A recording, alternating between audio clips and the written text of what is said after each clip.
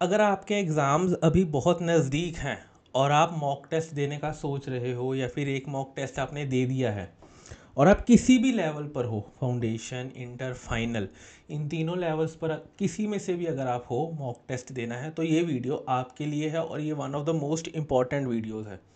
आप mock test देते हो, चेक होके आता है, फेंक देते हो कि चलो ठीक है यार, नंबर आ गए। पहले मॉक टेस्ट में चलो 70 नंबर आ गए, 60 नंबर आ गए, चलो ठीक है अगले में इम्प्रूव कर लेंगे। भैया गलतियां कौन देखेगा? गलतियां देखना नहीं है, एनालाइज भी करना है कि भैया क्या गलती करी थी और वो क्या गलती क्या मैं अगले मॉक टेस्ट में सुधार लूँगा या सुधार लूँगी। वो असली मकसद होता है मॉक टेस्ट का, अगर आप उस गलती को अगली बार सुधार लो। अगर आपने सेम गलती दोबारा कर दी, कोई फ़ायदा नहीं है मॉक टेस्ट देने का। तो आज की इस वीडियो में हम यही बात करने जा रहे हैं कि जो भी आपने मॉक टेस्ट दिया है या फिर अगर आप देने वाले हैं तो आप कौन सी गलतियां करोगे। अगर तो आपने मॉक टेस्ट दे दिया तो ये गलतियां आपने करी होंगी, इनको एनालाइज करेंगे और ताकि अगली बार ये गलतियां ना हो। और अगर आपने अभी तक कोई मॉक टेस्ट नहीं दिया है तो ये वीडियो आपके लिए और भी स्पेशल हो जाती है, क्योंकि अगर आप ये वीडियो देखकर जाएंगे तो आप फर्स्ट मॉक टेस्ट में ही ये गलतियां नहीं करेंगे, सेकंड में तो होंगी ही नहीं और पेपर में तो कोई चांस ही नहीं है। तो ये वीडियो बहुत इंपॉर्टेंट हो जाती है। मैं सीए मानस अरोड़ा आज फाउंडेशन, इंटर और फाइनल तीनों लेवल्स के स्टूडेंट्स के लिए ये वीडियो लेके आया हूँ। तो इस वीडियो को अपन ध्यान से शुरू करेंगे, ठीक है जी। सबसे पहली गलती मॉक टेस्ट में जो बच्चा, अकाउंट स्पेसिफिक बात कर रहा हूँ मैं यहाँ पे, जो आप अकाउंट्स में करते ही करता है वो है जी, स्पीड ही मेंटेन नहीं रखता। पहला पेपर होता है अकाउंट्स का, तीनों लेवल पर पहला पहला एग्ज़ाम होता है। फाउंडेशन लेवल पर हो सकता है आपने +2 अभी दी हो, 4-5 महीने पहले दी हो, या फिर अगर आप जैन अटैम्प्ट में हो या मे अटैम्प्ट में हो तो 7-8 एक साल हो चुका होगा आपको। ऑब्वियस सी बात है, जब पहला पेपर होता है चाहे कोई भी हो, सबसे ज़्यादा एंग्जाइटी वहाँ पर होती है, हाथ ही नहीं चलता। चाहे आपने अभी +2 दिया है बट फिर भी सीए में हाथ ही नहीं चलता। तो आप गलती क्या करते हो, शुरुआत में आपकी स्पीड बहुत स्लो होती है। आप थोड़ा सजा सजा के भी लिखते हो, अच्छा अच्छा भी लिखते हो, ठीक है, वो सब करते हो, उसकी वजह से आपकी स्पीड मेंटेन नहीं हो पाती। और जब लास्ट का 1 घंटा बचता है और पता लगे लास्ट के 1 घंटे में 40-50 नंबर का पेपर पड़ा है, तो वहाँ पे फिर आपकी स्पीड इंक्रीज़ होती है और फिर वहाँ पर गलतियों का चांस भी बढ़ जाता है और राइटिंग भी बहुत गंदी होती है।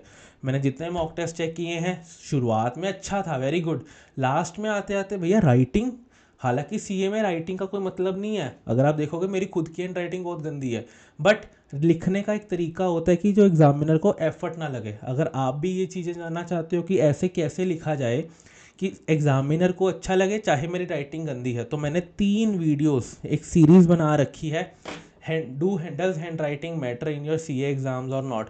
तो इसका लिंक मैं डिस्क्रिप्शन में दे दूंगा, आप ये ज़रूर देखो। तीनों वीडियोस में मैंने अलग अलग तरह के एग्जाम्स को एनालाइज किया है और बताया है कि भैया आपको कैसे अटैम्प्ट करना है, ठीक है जी। Coming back to the topic, हमेशा प्रेफर करो कि आपकी स्पीड फ्रॉम 0 मिनट से हो। आपको पता होना चाहिए कि भैया ये क्वेश्चन मेरे को कितने मिनट में करना है और ये कब तक ख़त्म हो जाना चाहिए।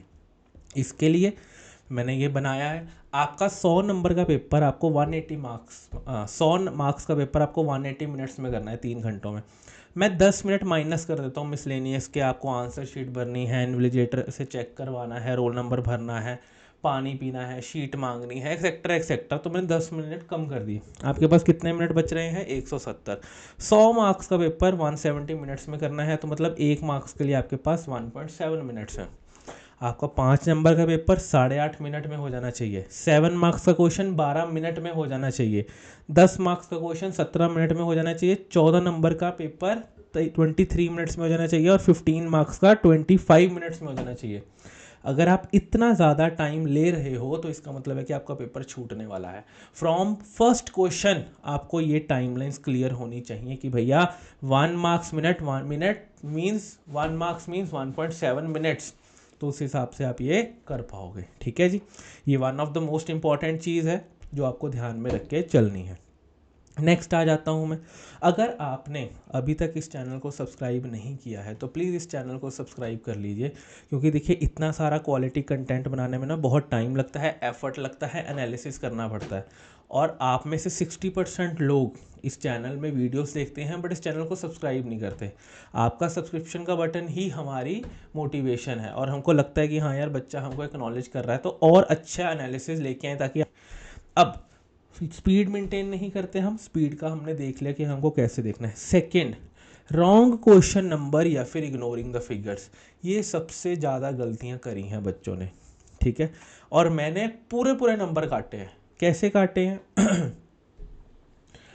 एंग्जाइटी होती है कई बार, क्या किया है बच्चों ने, क्वेश्चन नंबर 1 अटैम्प्ट किया, गुड, क्वेश्चन नंबर 2 अटैम्प्ट किया, पूरा कर लिया, फिर जब क्वेश्चन नंबर 3 लिखने लगे ना तो उसको क्वेश्चन नंबर 2 ही लिख दिया, क्वेश्चन नंबर 3 नहीं लिखा, क्या लिख दिया, क्वेश्चन नंबर 2 ही लिख दिया। अब जैसे मैं आपको बताता हूँ, एग्जाम्पल ही दिखा देता हूँ मैं आपको। अब देखिए, ये किसी का मॉक टेस्ट है, ठीक है, किसी स्टूडेंट का मॉक टेस्ट है, क्वेश्चन नंबर 5 लिखना था, भाई ने क्या लिख दिया है, क्वेश्चन नंबर 15। तो मैंने लिखा भैया क्या 15, पूरा क्वेश्चन सही होगा इसका, मैंने कितने नंबर दिए हैं, 0। अरे भैया एग्जामिनर को पता ही नहीं है कौन सा क्वेश्चन, कौन सा आंसर नंबर 15 है, हाउ विल दे चेक। ये था आंसर नंबर 5 बट लिख कितना दिया, 15। मॉक टेस्ट है, देखो MTP 1 लिखा हुआ है, ये मॉक टेस्ट का पहले क्वेश्चन में गलती है। अब बताओ, मैंने तो 0 नंबर दे दिया, मैंने चेक में, अब ये पूरा आंसर ठीक है, 27,530 ही आंसर है, मेरे को पता है, बट मैंने नहीं चेक किया यार। How will the examiner know कि आपने कौन सा अटेम्प्ट किया है, आपको ये दिखाना पड़ेगा। क्वेश्चन नंबर रॉन्ग हो गया आपका तो 0 number. Second, ignoring the figures. अब अगर आप देखेंगे, ये भी एक मॉक टेस्ट है। अब यहाँ पर क्या हो रखा है, अब ये वाला जो वही वाला सेम क्वेश्चन ही है जो वहाँ पर था, क्वेश्चन नंबर 5 ही है, देखो जी क्वेश्चन नंबर 5 ही की बात ही कर रहा है ये। अब जब आप इसको देखेंगे क्वेश्चन नंबर 5 को, तो यहाँ पर ये जो अमाउंट थी ना, इट शुड कम इन लैक्स। आपने फॉर एग्जांपल आपको अमाउंट्स दी गई हैं इन लैक्स में, 1200 लाख लिखा है, ठीक है, क्या हो गया इसको,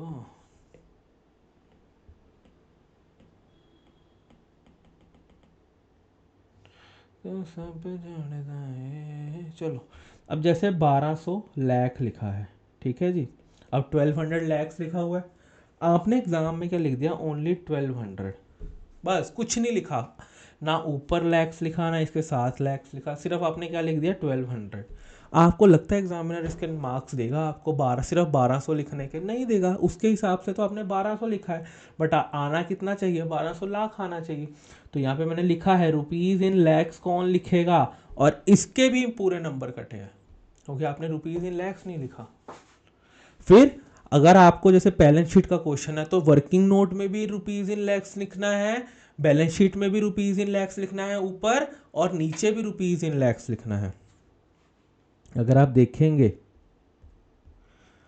तो मोस्ट, जैसे यहाँ पर रुपीज़ इन लैक्स, ये लिखा हुआ है rupees in lakhs, balance sheet में लिखा हुआ है रुपीज़ इन लैक्स, बिल्कुल ऐसे लिखना है आपको। वर्किंग नोट में लिखा हुआ है रुपीज़ इन लैक्स, यस यहाँ पे रुपीज़ इन लैक्स लिखा हुआ है, बिल्कुल लिखा हुआ है।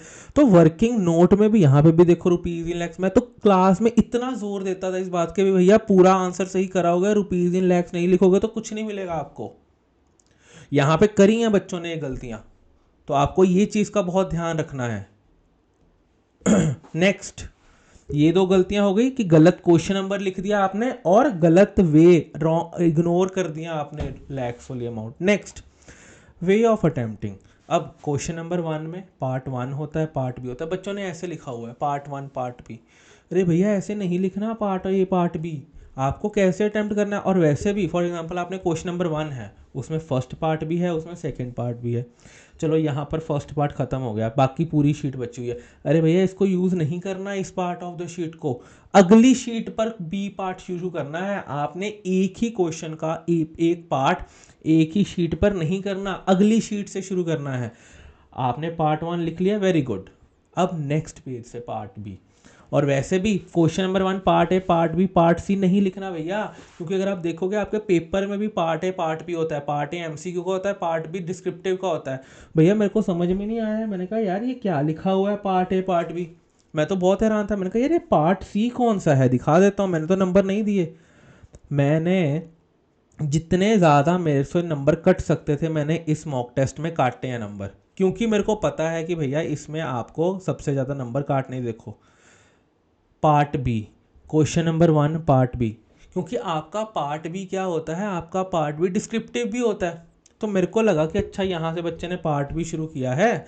और क्वेश्चन नंबर 1, कौन सा पार्ट, 1 2 या 3, तो मैंने इसको यहाँ पे भी लिख के दिया कि भैया ऐसे लिखना है। तो आपको कैसे लिखना है, question number 1A, question number 1B, ऐसे। और साइड में नहीं लिखना 1A 1B, बीच में सेंटर में, शीट के सेंटर पे लिखना है आपको। क्योंकि कई बार क्या होता है, आपकी शीट आती है स्कैन होके, कई बार क्या होता है ना, ये जो साइड है वो कट सकती है, होता नहीं है बट हो सकता है ना, कट सकती है। तो अगर इसी में आपने क्वेश्चन 1 लिखा है और अगर यही साइड कट के स्कैन हुई, तो मेरे को बात बताओ आपको नंबर कैसे देगा एग्जामिनर, जब आपका आंसर, जब आपका क्वेश्चन नंबर पार्ट ही स्पेसिफाइड नहीं होगा। अब देखो, जैसे इन्होंने यहाँ पे लिखा है, तो यहाँ पे आपको साइड्स में नहीं लिखने, जैसे इन्होंने भी साइड में लिखा हो, बट आपको साइड में नहीं लिखना।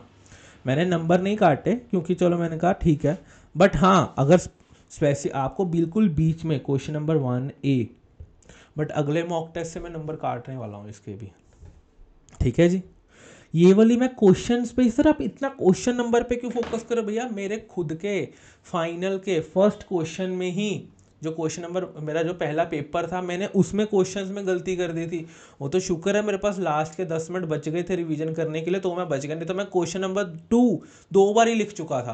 पहले क्वेश्चन नंबर 2 लिखा, चलो उसका, फिर क्वेश्चन नंबर 3 लिखते हुए भी एंग्जाइटी इतनी थी, मैं 3.5 साल बाद पेपर लिख रहा, तो मैं क्वेश्चन नंबर 2 ही लिख दिया क्वेश्चन नंबर 3 की जगह। बताओ, तो इसीलिए आपको ये गलतियां नहीं करनी, ठीक है जी। Now second, overwriting. मेरे को तो समझ में नहीं आ रहा आप ओवर राइटिंग कैसे कर सकते हो अकाउंट्स के पेपर में भैया। आपका अगर आपको लगता है 8 5 7 9 लिख दिया है, ओहो 8 6 आना, तो भैया ऐसे ओवर राइटिंग नहीं करनी है आपको। आपको क्या करना है, सिंपली इसको कट करके साइड में लिख दो कि आप क्या लिखना चाहते हो। ओवर राइटिंग नहीं करनी। मैंने काटा है एक आधा नंबर जहाँ पे मेरे को लगा यार बहुत ज़्यादा ओवर राइटिंग हो गई है, भैया एग्जामिनर नहीं देखेगा इतना टाइम लगा के, ठीक है जी। तो ओवर राइटिंग भी आपको क्या करनी है, अवॉइड। पेंसिल, मैंने देखा मॉक टेस्ट में बच्चों ने पेंसिल यूज़ करी हुई है, भैया कैसे पेंसिल यूज़ कर पा रहे हो, आपके हाथ में सिर्फ और सिर्फ ब्लैक पेन होना चाहिए। कभी लाइनें मारने के लिए पेंसिल यूज़ करी हुई है, कभी रफ वर्क करने के लिए पेंसिल यूज़ करी हुई है। तो मैंने पूछा, मैंने कहा भैया क्यों यूज़ करी, कहते जी हमने कहा पेंसिल यूज़ कर लेते हैं फिर इरेज कर देंगे। मैंने कहा क्यों इरेज करना है भैया, इतना टाइम है तुम्हारे पास पेंसिल यूज़ करके इरेज करने का। साइड में लाइन मारो, कहीं लिखो, वर्किंग नोट करो जो करना है आपको। बताओ, पेंसिल तो करनी ही नहीं है, इट इज़ प्रोहिबिटेड, आप कैसे पेंसिल यूज़ कर सकते हो। और अगर आपने पेंसिल यूज़ करी तो आपका पेपर होल्ड कर लेंगे वो कि भैया पेंसिल क्यों यूज़ करी है, कहीं आप किसी को इशारा तो नहीं कर रहे कि ये मेरा पेपर है।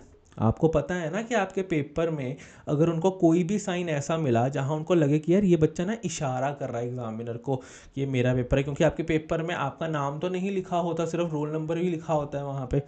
तो कहीं ना कहीं उसको अगर ऐसा मिला कि अपनी आइडेंटिटी रिवील करना चाहता है, तो वहाँ पे आपका पेपर होल्ड हो जाएगा, रिजल्ट होल्ड हो जाएगा आपका, ठीक है जी। तो इसको भी नहीं यूज़ करना। फिर राइट अकॉर्डिंग टू मार्क्स, मैं देख रहा हूँ 5 नंबर का क्वेश्चन है, 3 पेज भर दिए। अरे भैया आपको जितना पूछा गया उस हिसाब से देखो। हाँ मैं ये नहीं कह रहा कि अगर 3 नंबर का क्वेश्चन है तो 3 लाइनें लिख के आनी है, सब रेलिवेंट लिखना है, बट थोड़ा सा तो देखो भैया 5 नंबर में मेरे को 8.5 मिनट में क्वेश्चन सॉल्व करना है, क्या वो हो जाएगा 3 पेजों वाला, नहीं होगा। तो थोड़ा सा उस चीज़ को भी मैं आपको कट शॉर्ट करने के लिए नहीं कह रहा, मेरे को ऐसा नहीं मिला जहाँ पे मेरे को लगे कि बहुत ज़्यादा आपने लिखा है, बट थोड़ा सा मार्क्स के अकॉर्डिंग जो थ्योरी वाले क्वेश्चन आते हैं थोड़ा सा उसको देखेंगे अपन, ठीक है जी। नेक्स्ट, बच्चे मेरे को कहते हैं सर एबीसी एनालिसिस दे दो, एबीसी एनालिसिस दे दो, कि भैया कैसे हम कर सकते हैं इसको। There is no ABC analysis. जिस पेपर में आपके एमसीक्यूज आते हैं ना, उस पेपर में कोई एबीसी एनालिसिस नहीं हो सकता। और फाउंडेशन में तो आपके ट्रू फॉल्स आते हैं, तो आप वहाँ पे भी कहीं से भी आ सकता है। तो there is no ABC analysis की ए और बी सेक्शन कर जाओ, सी को छोड़ जाओ। मैं फाइनल की बात कर लेता हूँ। आप सबको पता है लीजिस आपका ए कैटेगरी में है, आपका कंसोलिडेशन ए कैटेगरी में है, और 2-4 चैप्टर जो हैं वो आने ही आने हैं, ठीक है। फाइनेंशियल इंस्ट्रूमेंट हो गया, वो ए कैटेगरी में है, वो उसको कर जाओ। बी कैटेगरी को भी कर जाओ। आपको लगता है ए बी कैटेगरी करके आप 80 मार्क्स का अटैम्प्ट कर पाओगे, ठीक है। आपको लगता है आप 80 में से 80 ले आओगे, कभी भी नहीं ला सकते, क्योंकि ए और बी कैटेगरी होती ही मुश्किल है। जो सी कैटेगरी होती है ना वो आसान होती है, अगर उसमें से क्वेश्चन आ जाएगा, और अगर आपने वो एएस घर पे पढ़ा है या इंडेस घर पे पढ़ा है या वो चैप्टर घर पे पढ़ा है, तो बहुत आसानी से वो क्वेश्चन सॉल्व कर पाओगे। फाउंडेशन में आपको पता है एनपीओ आने वाला है, सोल प्रोप्राइटर आने वाला है, बिल्स ऑफ एक्सचेंज आने वाला है। क्या आप उसमें से पूरे नंबर ले आओगे? 30 नंबर का पेपर तो इन्हीं तीनों में से आना है, आप उसमें से पूरे नंबर ले आओगे क्या? नहीं लेके आ सकते, क्योंकि गलती होनी ही होनी है। एबीसी एनालिसिस में जो ए और बी है उसमें से आना ही आना है, और आप गलती करोगे ही करोगे उसमें से। सिर्फ सी सेक्शन ही ऐसा है जो आसान होता है, और अगर आप करके जाओगे तो आप उसको पास भी कर पाओगे, उसके थ्रू आप पास भी हो जाओगे। और बच्चे कर ही सी इग्नोर जाते हैं। ए बी पे सारा फोकस रहता है, ए बी वहाँ पे जाके साथ नहीं देता, जो साथ दे सकता था सी उस पर ध्यान नहीं दिया। इस वजह से बच्चों का एबीसी एनालिसिस में दिक्कत आती है। तो मैं देता ही नहीं हूँ बच्चों को कि एबीसी एनालिसिस, मैंने कहा मैं देना ही नहीं है। बच्चे वही करके जाएंगे, फिर कहेंगे जी हम तो फिर भी पास नहीं हुए।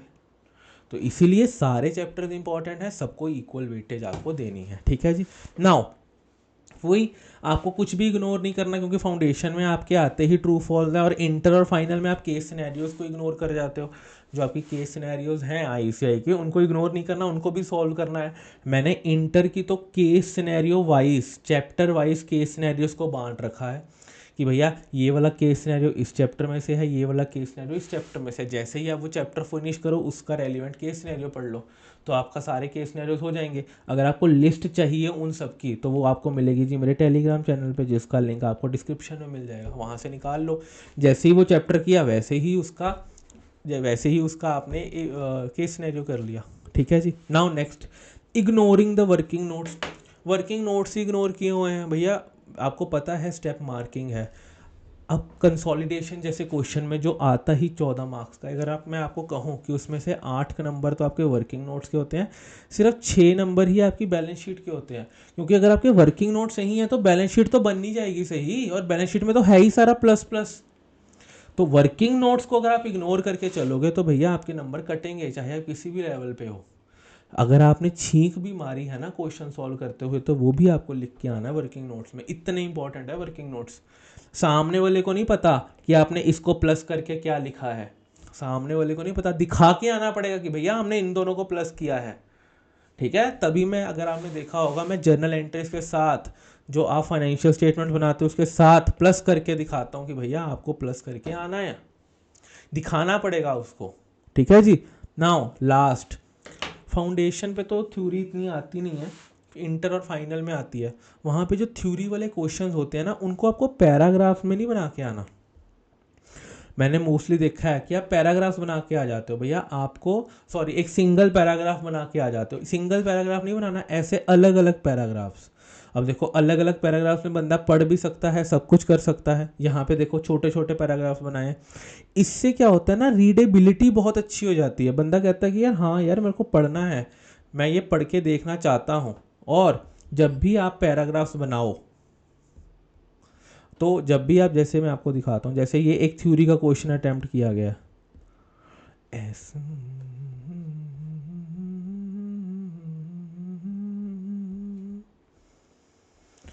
थ्योरी थ्योरी थ्योरी थ्योरी, देखो ये एक थ्योरी का क्वेश्चन अटेम्प्ट किया गया। मैंने आपको क्या सिखाया है कि इंपॉर्टेंट चीज़ों को क्या करना है, हाईलाइट। अब देखो turnover 2.5 crore, borrowing 50 crore, holding या सब्सिडी नहीं है, बैंकिंग कंपनी लिस्टेड। तो इसमें देखो मैं कितना सारा हाईलाइट कर रखा है। अब 4 में से 4 मिले हुए हैं, क्योंकि मेरे को ज़्यादा टाइम ही नहीं लगा पढ़ने को। एग्जामिनर को भी अगर सब कुछ आप थाली में परोस के दे दोगे तो वो EZMR तक तो जाएगा ही नहीं ना। उसने टर्नओवर 2.5 करोड़, बोरोइंग 50 करोड़ पढ़ा, सब कुछ दिया, सब्सिडी नहीं है, देयरफॉर इट इज एलिजिबल, बात खत्म हो गई, ठीक है जी। तो इस चीज़ का भी आपको ध्यान रखना है। आपको ये देखना है कि भैया मैं कितनी आसान तरीके से एग्जामिनर को ये पेपर सॉल्व करवा सकता हूँ या करवा सकती हूँ। इस चीज़ का आपको थोड़ा सा ध्यान दे के चलना है। बाकी अगर आपने अभी तक कोई मॉक टेस्ट नहीं दिया है तो आप मॉक टेस्ट दीजिए। अगर आप पहला मॉक टेस्ट दे चुके हैं या फिर आप सोच रहे थे देने का और आपने ये सारी गलतियां करी हैं, तो इसका ध्यान अगले मॉक टेस्ट में ज़रूर रखेंगे। ये एक 10 गलतियां थी जो कि मैंने चेक करे हैं, जो मॉक टेस्ट उसमें मेरे को मिली हैं।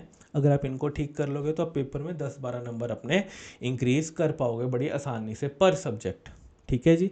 ये थी जी मेरी बात। बाकी अगर आपको कोई भी डाउट है जी अकाउंट्स में या फिर इंटर के FM चैप्टर में, FM सब्जेक्ट में अगर आपको कोई भी डाउट है तो प्लीज़ आप मेरे को पिन कर सकते हैं, इंस्टाग्राम पे पूछ सकते हैं, कमेंट सेक्शन में पूछ सकते हैं, कहीं पर भी आप मेरे को पूछ सकते हैं। बट डाउट को डाउट मत रहने दीजिए, उसको सॉल्व कर लीजिए। टीचर ना कभी भी ये नहीं सोचता अरे उसने ये डाउट मेरे से कैसे पूछ लिया, अरे उसको इतना भी नहीं पता। बहुत से बच्चों को लगता है कि कहीं हमने ये डाउट पूछ लिया तो टीचर हमको जज ही ना करने लग जाए, या फिर क्लास में बैठा बच्चों को लगता है यार सामने वाला मेरे को जज ही करने लग जाएगा। भैया मैं आपको ये बता देता हूँ, टीचर ना कभी जज नहीं करता। अगर टीचर जज करने लग गया तो फिर हम तो किसी से भी डाउट नहीं पूछ पाएंगे। हाँ, अगर आपने डाउट अंदर रखा और उस डाउट की वजह से अगर आपका पेपर अच्छा नहीं हुआ तो वो आपको ज़रूर जज करेगा कि भैया यार तू अपने लिए तो पूछ लेता मेरे से। तो वो कहेगा यार तुम इतना भी नहीं पूछ सकते, वो तब आपको ज़रूर जज करेगा। बट डाउट पूछने के लिए बेसिक से बेसिक, घटिया से घटिया, जो भी लेवल का आपको डाउट आता है आपको वो पूछना है और उसको सॉल्व करवाना है। ठीक है जी, बाकी पढ़ते रहिए। टाइम तो अब कुछ ज़्यादा रह नहीं गया है आपके एग्ज़ाम्स के लिए, बट जितना भी टाइम रह गया है उतना फुली यूटिलाइज़ करिए, ताकि पेपर देने के बाद आपको रिग्रेट ना हो कि यार शिट यार और पढ़ लेता, शिट यार 30-40 दिन लास्ट की और पढ़ लेता। पेपर अच्छा नहीं हुआ, आपने पूरी मेहनत करी है, पेपर अच्छा नहीं हुआ, पेपर में कुछ और हो गया, वो एक अलग दुख है। बट जो ये रिग्रेट का दुख है ना, शिट वाला, ये वाला आपको बहुत गंदा दुख होता है, और ये कभी भी आप पूरी उम्र इससे आप निकल नहीं पाओगे। शिट यार थोड़ा सा और मैं कर लेता। ठीक है जी, बाकी आपको मेरे पास मेरे कोऑर्डिनेट्स तो हैं ही हैं आपके पास, आप जब मर्जी मेरे को कांटेक्ट कर सकते हैं। थैंक यू वेरी मच, मिलते हैं जी नेक्स्ट वीडियो में।